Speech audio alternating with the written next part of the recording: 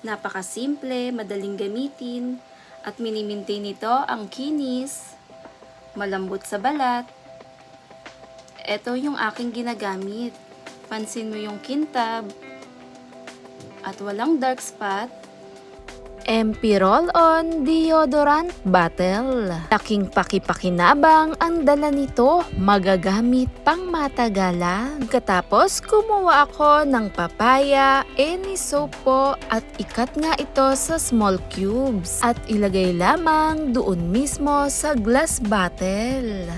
8 pieces, mas maganda, madami-dami, maliit lamang po ang pagkat natin at ilagay lamang doon mismo sa pinakabote. 1 tablespoon lemon juice. Na mayaman ito sa vitamin C na mas pinoprotektahan ng balat na magbigay kinis at lambot na mas kailangan ng ating kutis. Kasama na rin ng papaya soap na aking nilagay, mayaman sa antioxidant dahil naglalaman na rin to ng vitamin C at lycopene at 1 tablespoon ng aloe vera gel na siyang magbabalance sa texture at mixture na ating ginamit, cooling effect, refreshing sa balat. Mas gugustuhin natin ang glow na balat, pantay na kulay, nagbibigay glowing skin, lakas maka-blooming for brighter and lighter skin. At pagkatapos, naglagay rin ako dito ng coconut oil. 1 teaspoon po ng coconut oil ang aking nilagay. Bibigay moisture at tumutulong magbigay lambot, kinis, kapansin-pansin sa ating kutis. Mas mapoprotektahan nito ang ating balat sa fine lines, reduce na rin to sa dark spot, tumutulong magbigay hydrate para sa skin.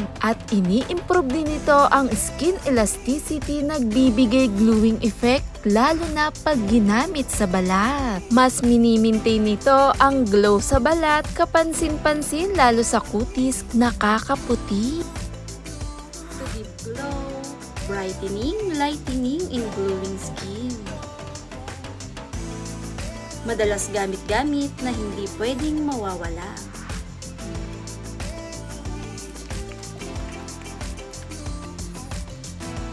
At heto na nga ang magsisilbing facial toner mo na rin. Facial wash. Napakasimple, madaling gamitin, at mini-maintain nito ang kinis, malambot sa balat.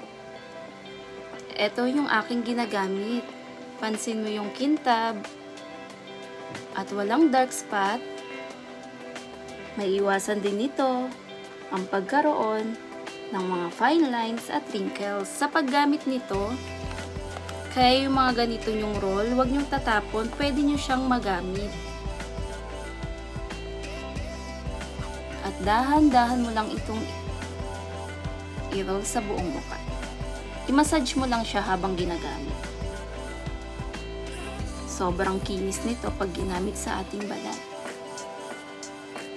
Dahil na rin sa mga ingredients nitong dala, natural exfoliate na rin to na nagbibigay ng malambot na balat at may iwasan ang pagkaroon ng dark spot. At nagbibigay pantay na kulay. Sobrang nakaka-relax, saka cooling effect siya pag ginamit sa ating mukha. Sobrang moisturize at soften. Mini-maintain niya yung pagka-hydrated ng ating balat dahil sa dala ng aloe vera at nagbibigay moisture sa dala naman ng coconut oil. At nagbibigay lightening, brightening, dala na rin ng lemon. At hindi rin to nalalayo sa mga mamahalin nating gamit.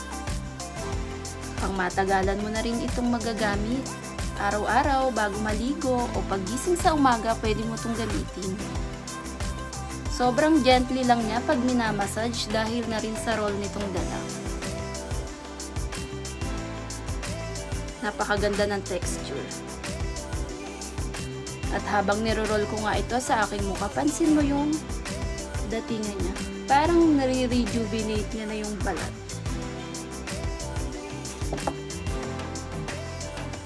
Sobrang lambot. Pagkatapos, pwede mo na itong banlawan. At heto na yung magsisilbing facial wash mo. Morning, evening, pwede mo itong gawin.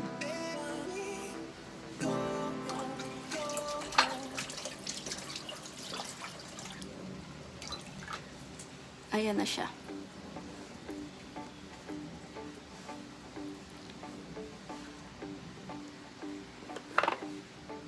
Napakalambot at napakakinis. Malamula-mula. Natural exfoliate na rin. Nagbibigay kinis at malambot sa balat. Perfect pang araw-araw. Thanks for watching, guys!